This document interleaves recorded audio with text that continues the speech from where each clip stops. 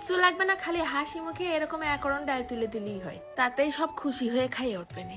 মাসের শেষ 7 দিন যাবেনি টানাটানি গুতুগুতি করতে করতে। বেতন কি আর 2 বার দেয়? একটু হিসাব করে চলতেই হবে না? সব হাড়ি ভুট করে খাইয়ে তুলি হবে। 3 পিস গোশ 2 বেলা মিলে 6-7টা থাল। ভুনা করলে বরকত হয়। তাই আবার দড়ই দিয়ে নিয়ে আসলাম 1 কাপ মসুরির ডাল। ডালটা ধুয়ে পানির মধ্যে চুবই রাখলাম ফুলতি লাগুক। আর মুরগির গোশটায় ছিটিয়ে দিলাম একটুখানি নুন, হাফ চা চামচের কম একটুখানি আদা আর একটুখানি রসুন বাটা, অল্প একটু হলদির গুঁড়ো আর একটুখানি ঝালের গুঁড়ো দিয়ে আগে কসলাই কসলাই মাখাই নিছি। তারপরে কড়াইয়ের মধ্যে ঢেলে দিলাম ঝপপাত করে খানিকটা সয়াবিন তেল। একে একে গোশের পিসটা দিয়ে গোশটুক আগে 40% ভাইজে নেব। মানে উপরের পাশটা একটু শক্ত শক্ত লালচে লালচে ভাব আসবে এই আর কি। এরপর ঠান্ডা করে নিয়ে এক এক পিস আঁশ ছাড়াই নেব। সিদ্ধ করেও আঁশটা ছাড়ানো যেত, কিন্তু তাতে মুরগির স্বাদটা কম আসতো। এবার নিচে 2 এলাচ, 1 পিস 2 ইঞ্চি সাইজের দারচিনি, 2 লবঙ্গ, হাফ চা চামচেরও কম অল্প একটুখানি জিরে আর হাফ চা চামচেরও কম 10-12টা গোলমরিচ। ফার্স্টে আগে তেল ছাড়া কড়াইয়ের মধ্যে ঢেলে দিয়ে ভালো করে টাইলে গরম করে নেব। তারপর গুঁড়ো করে রেখে দিলাম সাইড করে। ওই যে মুরগি ভাজিলাম না, ওই তেলের মধ্যে দিয়ে দিলাম খানিকটা পেঁয়াজ কুচি। কিছুক্ষণ ভাজা ভাজা করে নিয়ে তারপরে ফেলাই দেবো ওই যে আঁশ ছাড়াই রাখা মুরগিটাও খুব সুন্দর করে ভাজে নেব।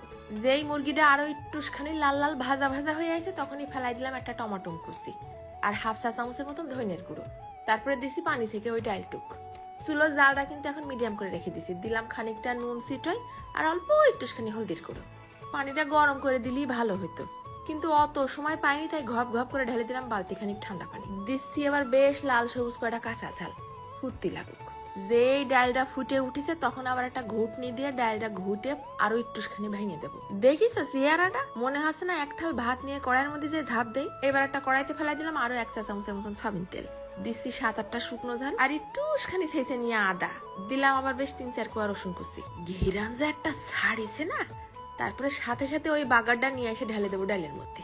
তারপরে দিচ্ছি ওই যে গুঁড়ো করে রাখলাম একটুখানি গরম মশলা, সেই গুঁড়োটুক আর খানিকটা ধনেপাতা কুচি। নুনটাও একটু কম মনে হয়েছিল, তাই আরো খানিকটা দিয়ে নিলাম। না এবার কি দিয়ে ছিড়বা তোমার ব্যাপার। রুটি দিয়ে, পরোটা দিয়ে, সাদা ভাত দিয়ে, পোলাও দিয়ে, এক কথায় ছপাছপ মেহমানদারিও করতে পারবা এই ডাল দিয়ে। আমি তো বাপু গরম গরম সাদা ভাতের সাথে খানিকটা সালাদ বানাই নিয়ে বসিলাম। ডালটাই যে হারে ঘিরান আসতেছে আর যে সুন্দর স্বাদিষ্ট হয়েছে, প্রত্যেক গালে গালে পড়তেছে মুরগির আঁশ। কেউ কবে যে আমি গোশ পাইনি সে সুযোগ নেই।